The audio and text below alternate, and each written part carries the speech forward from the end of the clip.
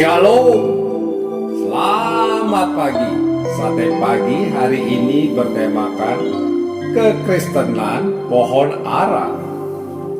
Adapun firman Tuhan terambil dari Markus pasal 11 ayat 13. Dan dari jauh ia melihat pohon ara yang sudah berdaun.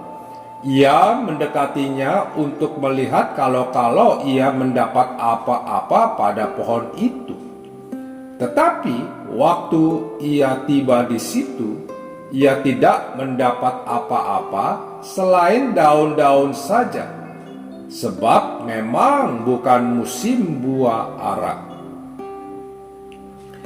Dalam Lukas pasal 13 ayat 6 sampai dengan 7, Yesus menceritakan sebuah perumpamaan tentang seorang tuan yang hendak menebang pohon aranya yang telah 3 tahun tidak menghasilkan buah baginya. Biasanya pohon ara akan menghasilkan buah yang lebat dan berbuah 2 kali setahun sampai puluhan tahun akan tetap menghasilkan buah. Demikian pula dalam sebuah peristiwa ketika dari kejauhan Yesus melihat pohon ara yang telah menghasilkan daun-daunnya dan ia berharap akan menemukan buah ara di pohon tersebut. Namun setelah didekati tidak satu pun didapatinya, sehingga ia mengutuk pohon ara itu dan menjadi kering seketika. Daun yang terlihat dan buah yang dapat dinikmati adalah karakteristik unik dari pohon ara.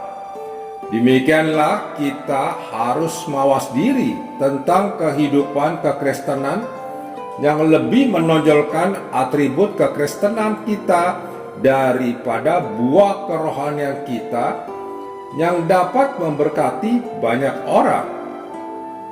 Tanpa sadar, kita menjadi seperti pohon ara yang dilihat Yesus dari kejauhan, yang sepertinya terlihat bagai pohon ara yang produktif karena penampilan dari daun-daunnya yang lebat. Namun setelah didekati hanyalah pohon ara yang tidak berbuah. Ia tidak berbicara tentang kemunafikan, namun sebuah kehidupan yang tidak menghasilkan kapasitas yang penuh untuk menjadi saksi Kristus. Dunia harus menemukan kekristenan pohon ara yang membuat kita tidak hanya terlihat sebagai orang Kristen, namun juga mereka dapat menikmati buah-buah yang rohani dari iman kekristenan kita. Artinya, menjadi orang percaya dan saksi Kristus harus merupakan satu pasang sepatu yang membawa langkah kita di dalam menjalani jurnal kehidupan iman kita. Keunikan lainnya, buah ara harus dipetik dalam kondisi yang matang di pohon karena buah ara tidak mengalami proses pematangan di luar dari induk pohonnya. Buah pisang, pepaya, atau yang lainnya dapat mengalami proses pematangan dengan sendirinya setelah dipetik. Demikianlah karakteristik unik buah ara ini menjadi simbol kebenaran rohani yang dalam tentang bagaimana menghasilkan kekristenan buah ara. Kita harus mengalami proses pematangan dari dalam, di mana manusia rohani kita terkait erat dalam keintiman dengannya. Kita tidak dapat mengalami proses pematangan dengan sendirinya. Kita tidak dapat menghasilkan buah yang matang karena kerajinan kita melakukan aktivitas rohani ataupun segudang jadwal pelayanan. Tertanam di dalam dia akan menjadikan kita buah ara yang matang dan siap untuk menjadi berkat bagi banyak orang.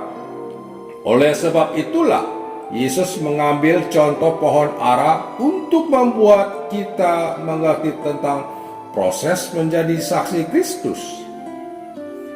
Jangan biarkan iblis menipu kita, dan milikilah karakteristik unik pohon ara ini dalam perjalanan kita sebagai orang percaya dan saksi Kristus. Ingatlah, di balik kerimbunan daun-daun yang terlihat, harus juga didapat buah ara yang matang dan siap untuk dipetik. Amin. Mari kita berdoa. Bapa Surgawi, kiranya Engkau menolongku untuk menjadi orang Kristen yang berbuah, yang bisa disaksikan oleh orang lain, sehingga mereka diberkati. Di dalam nama Tuhan Yesus, aku berdoa. Amin. Great things He hath taught us, great things He hath done, and great our rejoicing through Jesus the Son. But purer and higher and greater will be our wonder, our transport when Jesus we see. Praise the Lord, let the earth hear His voice.